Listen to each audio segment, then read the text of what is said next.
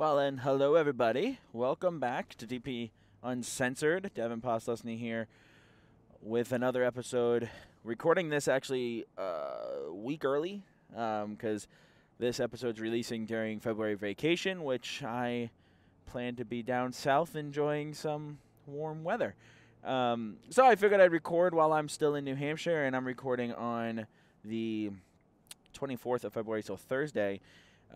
However, I'm going to talk about stuff that is somewhat relative or not, like, let me phrase that. I'm going to talk about stuff that should not change between now and Monday or Tuesday when this episode releases.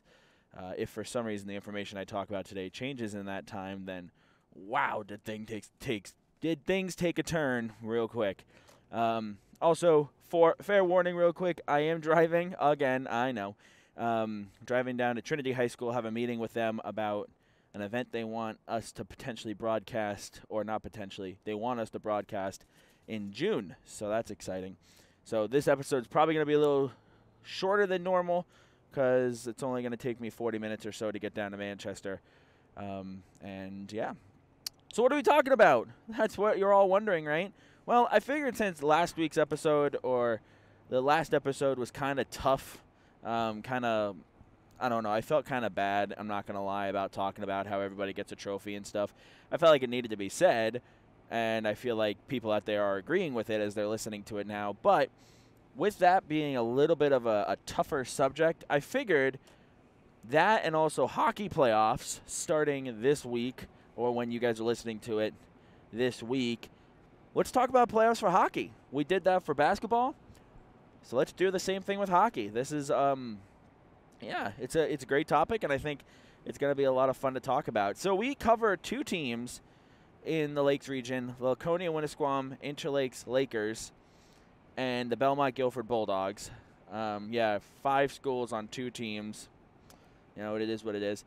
But both teams have had fairly good seasons.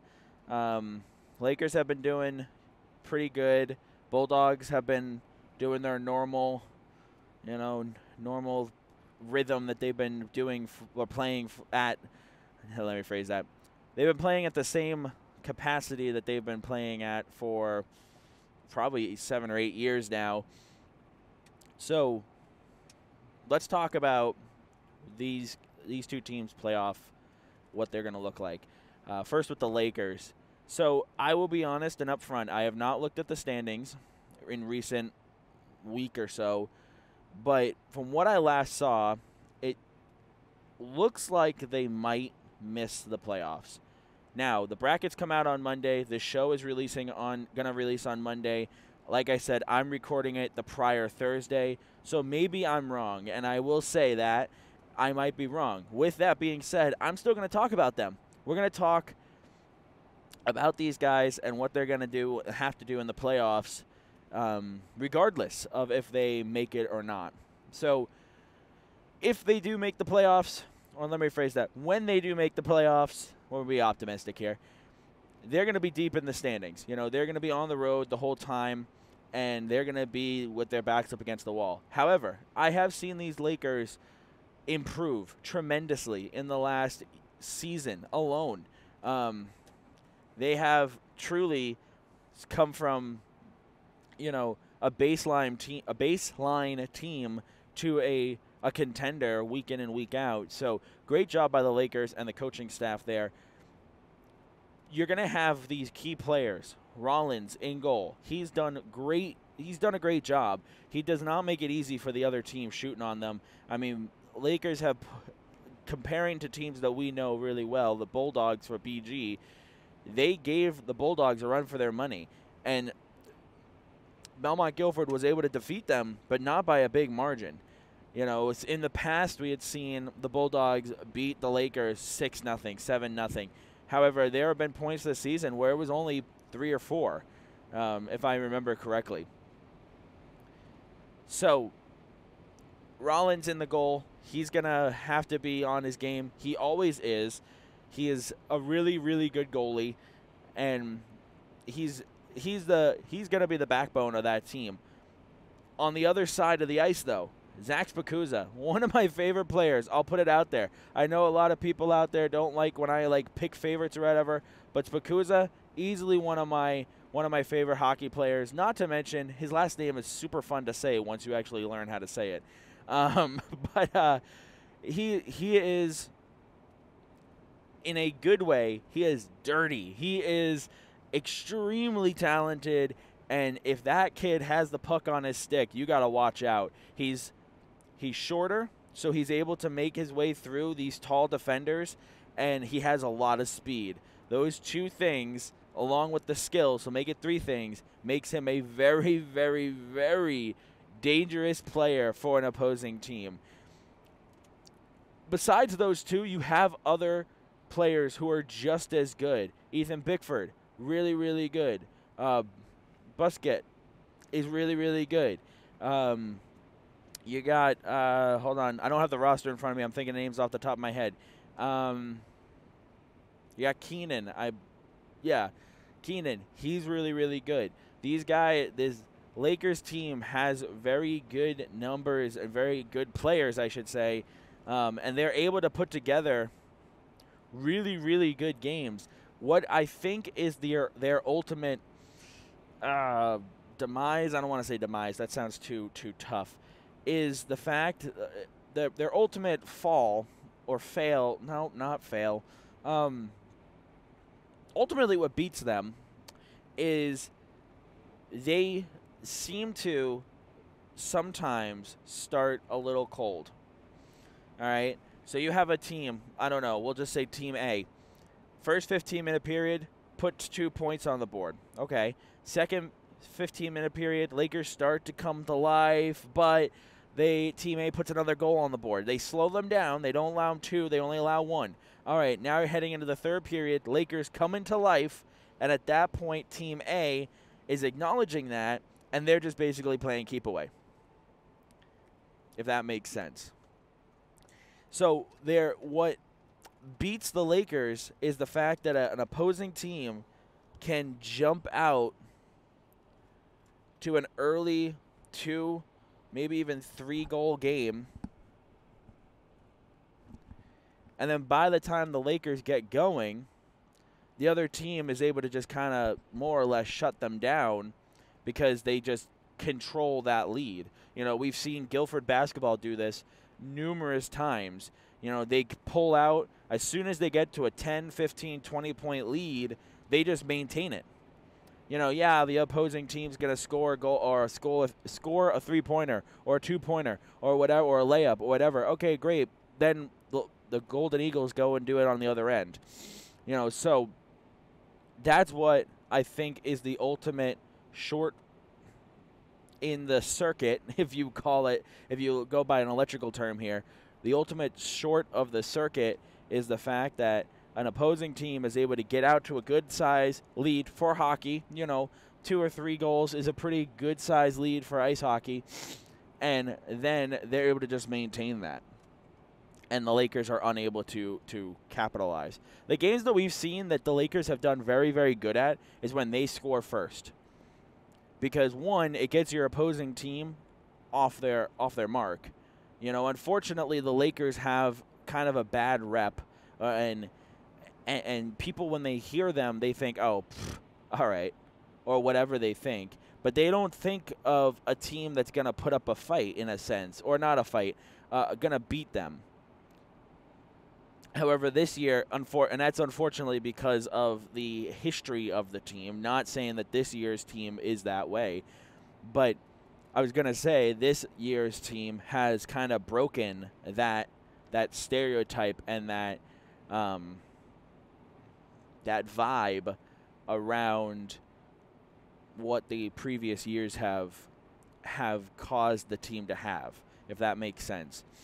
So with that being said, Lakers score a goal, it throws their opponent off. The opponent, or if the Lakers score first, I should say, it throws the opponent off. The opponent's going, wait, whoa, wait a minute. And then the Lakers are able to continue to just pound them. It also gives them a good sense of confidence. And it's just, when the Lakers make the playoffs, do not count them out. Now, what we did with the basketball preview show or basketball playoff show or however you want to call it, episode conversation, is I gave each team like a rating to say like how far I think they'll go. I really do like the Lakers. Again, the coaching staff's great. The kids are great. The booster club is great. The parents involved are amazing. What I will say, though, is I unfortunately, and I hate to say this, but I unfortunately do not see them making it further than the quarterfinals. There are so many really, really fast to strike or first to strike, fast opening first period teams in Division 3 that are, as the bracket whittles down, from the prelims to the quarters to the semis, then you have the Frozen Four and then championship game. You're obviously, the tree's going to get shook, and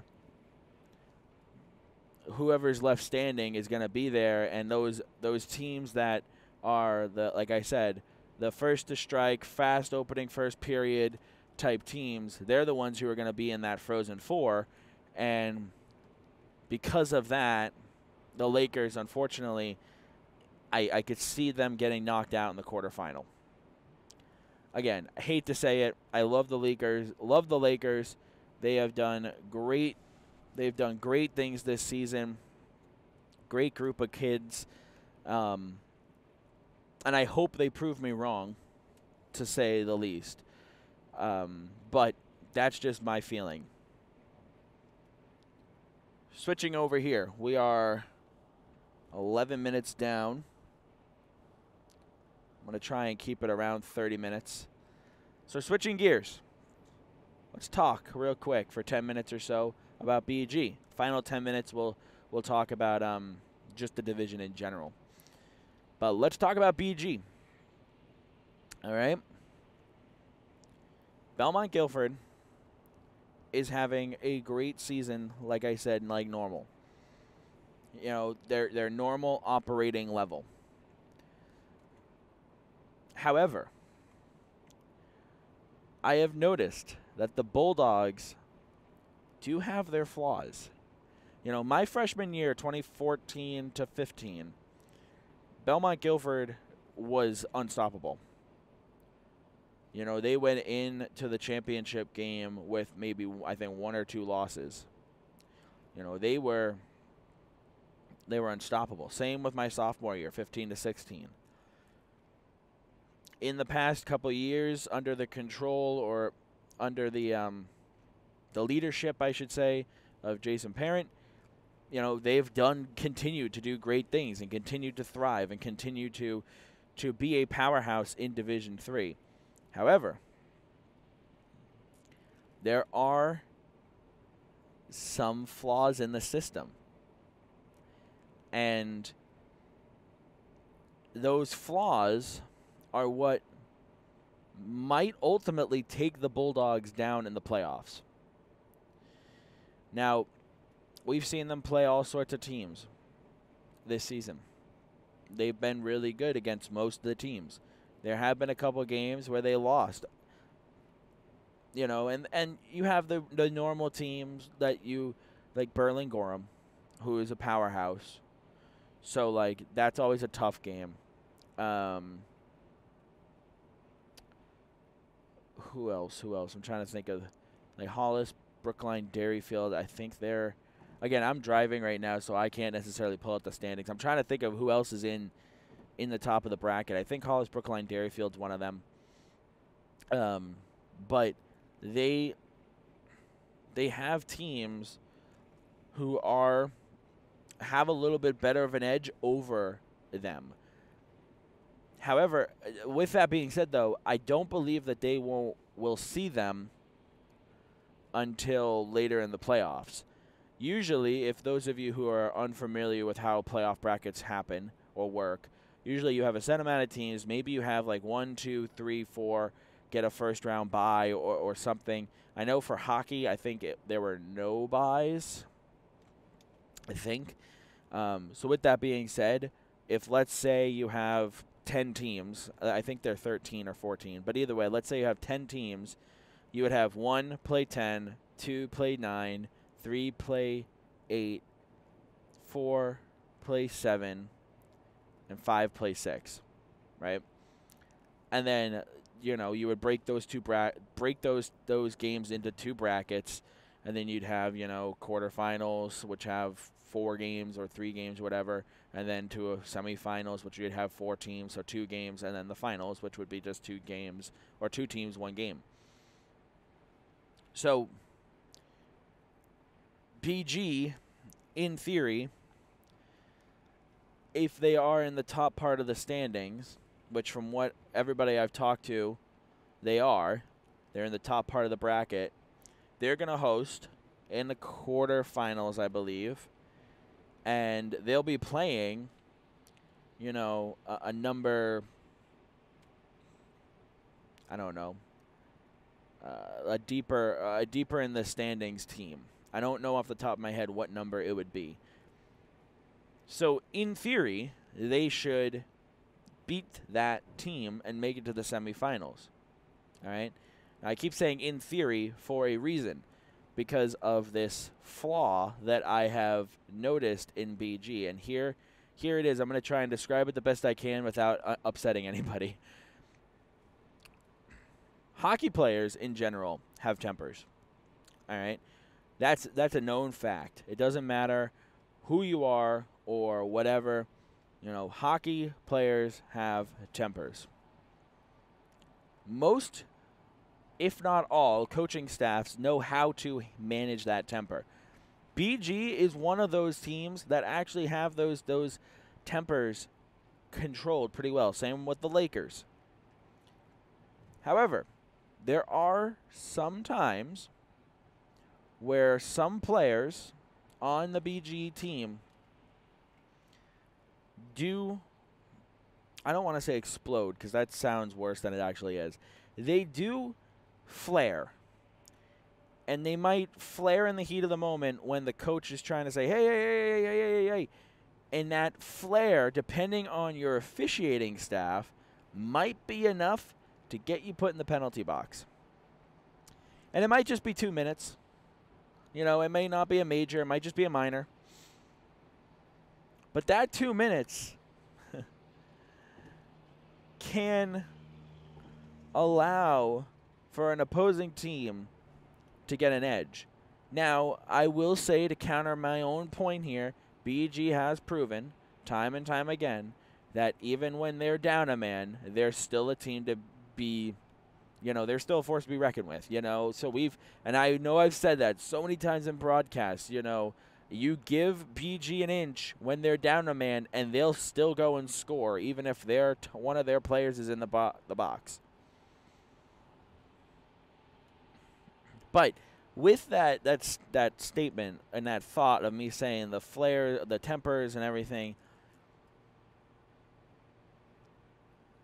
there are officials out there that I don't necessarily agree with how they do things, but there are officials out there who note that going into a game. You know, maybe not, they might just do it without even thinking. But there are some officials out there who might say, oh, yeah, this team, they got that one kid who wants to, you know, annihilate everybody on the ice or whatever. Obviously, I'm using some more aggressive words. But then, as soon as that one player does anything to flare, anything to catch the eye of the ref, he's flagged. Unfortunately, we've seen it in other sports, more so than anything. And again, I'm not saying that that's the case with BG.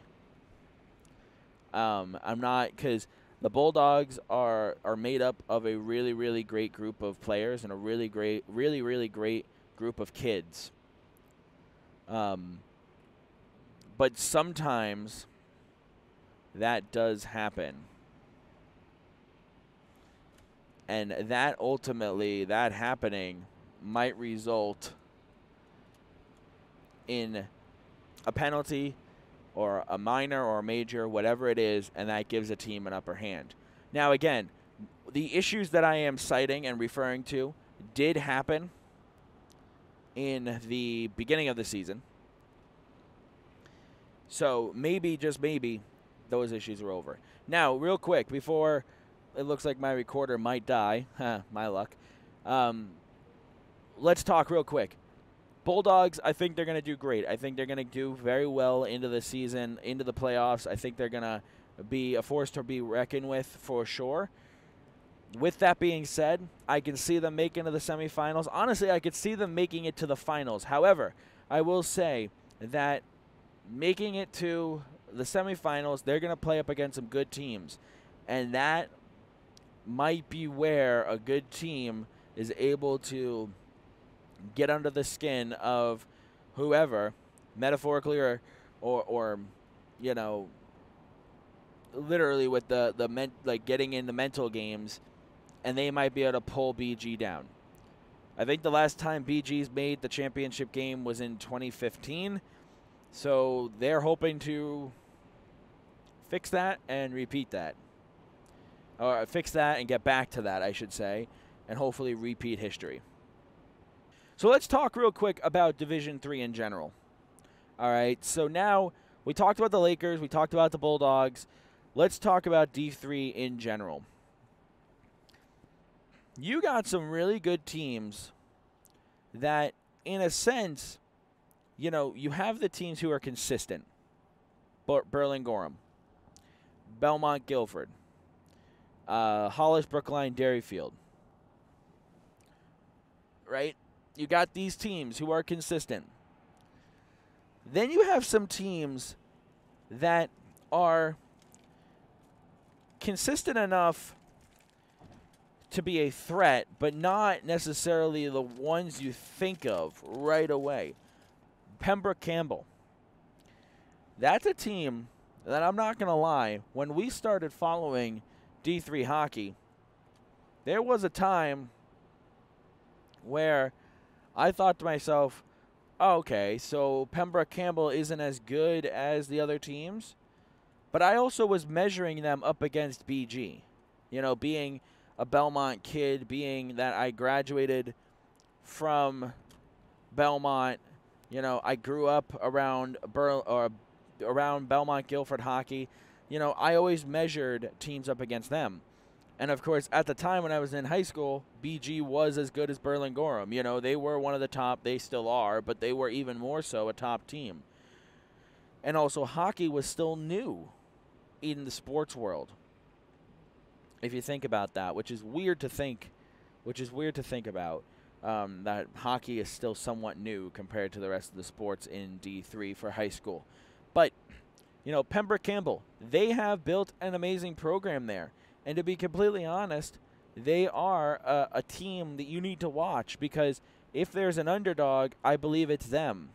However, they are, last time I checked, one of the top teams in the standings. When looking at the standings, hold on. I already had it pulled up. Lebanon Stevens, Mount Royal. We saw them once or twice this year. They are also a good team. Pembroke Campbell, like I said. John Stark Hopkinton. They're another team. Same with Kearsarge Plymouth and Sanborn Epping. Kearsarge Plymouth, John Stark, Hopkinton, and Sanborn Epping, they are, in my opinion, your true underdogs. They're the teams who can come into a playoff situation and wreak havoc. You know, we saw Kearsarge Plymouth play a couple weeks ago, and then last night I watched, again, recording this on the 24th of February, last night I watched them take on the Lakers at PSU, and it was a good game. They played well, Kearsarge Plymouth. And they are, like I said, a team that is very, very well versed in everything they need to do in order to win games.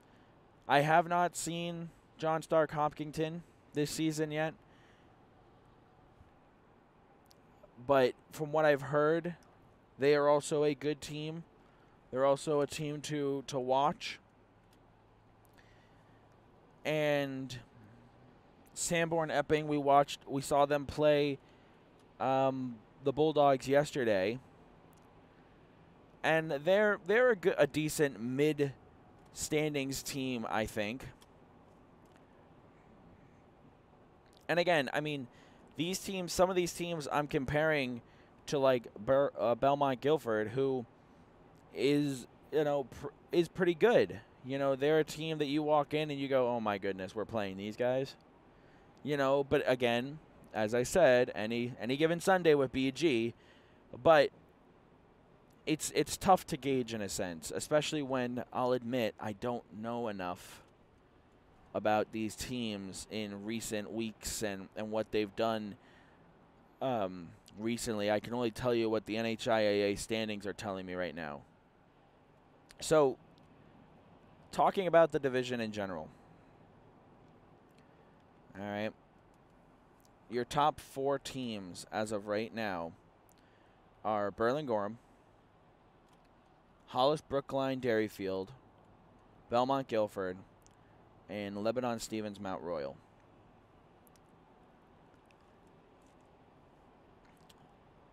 I would not be surprised if Pembroke Campbell also got thrown in. Like I think they're sitting 5th. I would not be surprised if they also got thrown in to your like looking at the semifinals. Here's my picks. Burlingame's in there. Hollis Brookline Dairyfield. I'm going to say Belmont-Gilford. And the other one that I'm going to throw in as one or the other is John Stark Hopkinton or Pembroke Campbell. That's going to be my prediction here.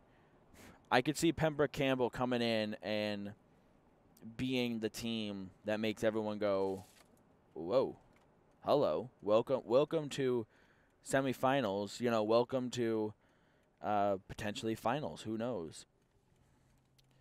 But that would be my prediction. That would be my thoughts. I think Burlingame, as always, is going to be a force to be reckoned with. Haven't heard of Hollis Brookline Dairyfield in a while, but I'm excited to see how they play in the playoffs. Glad to see these teams coming forward in a sense as far as what's it called? Improving programs and getting better.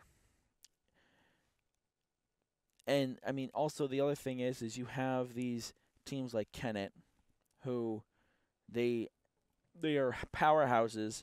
Then they graduate 8 seniors, and they're back to square one.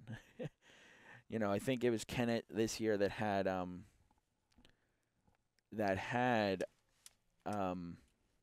7 seniors.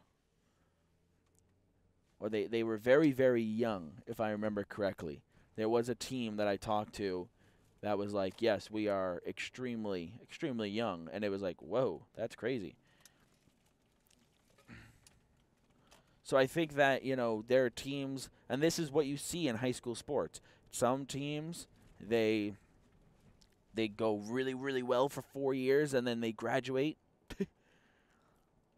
And then some teams, graduation alone is going to knock you down as far as your abilities, because you're going to have teams who are really, really good and then graduate a large senior class, and that's all it takes for then that team to, I don't want to say fall apart, but not be as good as they were in the past. So that's my predictions. I realized this last 10 minutes or so was kind of a mush together because I was driving into Manchester, and I've only ever driven into Manchester like once before. But yeah, or this part of Manchester, I should say. But anyways, but yeah, I mean, that would be my guess. I'm going to say, Burlingame is there, Hollis Brookline Dairyfield's there, Belmont-Gilford is there, and then I'm going to honestly make the bold prediction and say that Pembroke Campbell's there as well. I like them. They are a very good team. They're solid, and I think that they could be a force to be reckoned with for sure. Now, who makes it out of there? Well, I mean, I guess it all depends on the seedings. I'd like to say that Berlin-Gorham is going to make it to the finals. And my bias wants to say Belmont-Gilford, but depending on how the brackets fall, I mean, if Berlin-Gorham and BG square off in the semifinals, I don't know if BG has what it takes to beat Berlin-Gorham. I know BG fans and viewers are listening right now and going, "Whoa, whoa, whoa, whoa, whoa! What are you talking about? You're a Belmont kid. You need to check yourself here." But let's look at the record here. Recently I think it was 4-1. Last game these guys played against each other, I think it was 4-1. Berlin beat them. So it's, as much as I don't want to sit there and say that BG doesn't beat Berlin, it statistically doesn't look very good. Now, of course, if they're in different brackets, and let's say it's BG versus BG, and it's a championship game, there might be a difference because, it's the SNHU Arena. Things happen. Berlin might walk in overly confident, and BG, Belmont-Gilford might walk in, with, I don't know. I don't know how to put it, but, who knows? Who knows exactly? I mean, and that's the beautiful thing about playoffs in general, whether it be basketball or hockey. Again, recording this on the 24th of Thursday the 24th. It's the Saturday before the basketball championship games in Keene. Guilford and Kearsarge are playing each other. Again, recording this before that. I just want to note that because I realize people are going to listen to this on Monday or Tuesday. But Saturday's game, you never know. Everyone's walking into that game going, "Oh, Guilford's got this. Guilford's got this." But at the end of the day, Kearsarge might come out and play. But who knows? Again, who knows, honestly. And again, recording this before that game, I realized you guys might be listening to this right now going, "Well, yeah, your information's wrong. The game's over." This already happened. But I'm recording this on the Thursday, so I just want to make that very clear. But that's the beautiful thing about playoffs, though. You never know what you're gonna get until you get it, until you get there. So, as far as again, it all depends on how the brackets fall. BG versus BG in the semifinals. I don't see Belmont-Gilford making it past it. But it depends. I mean, Berlin versus a Pembroke Campbell. Berlin might beat them, and then Belmont-Gilford might beat whoever they're playing, and then all of a sudden you have BG versus BG in the finals. You really don't know until the brackets are released. But yeah, that's how I feel about the division in general. I would say that it's Berlin-Gorham's championship to lose in a sense. They're a powerhouse like normal. They've been consistently a powerhouse. So I think that it's their championship to lose. But I think you have some players or some teams like Belmont-Gilford, Hollis Brookline, Dairyfield, John Stark Hopkinton. They're all contenders to knock down Berlin-Gorham. So we won't know until we know. And the argument can be made either way for both of these schools or for all these teams that, the saying, "Why not us?" It's a good question. It's a good question. So, ladies and gentlemen, I realized we're going to keep it 30 minutes. It's 35, so we'll end this now. I want to say thank you all so much for tuning in. Hope you all are had a great day. Have a great week. Enjoy your vacation, high school kids. We'll be back after vacation for another episode. But until we see each other then, peace.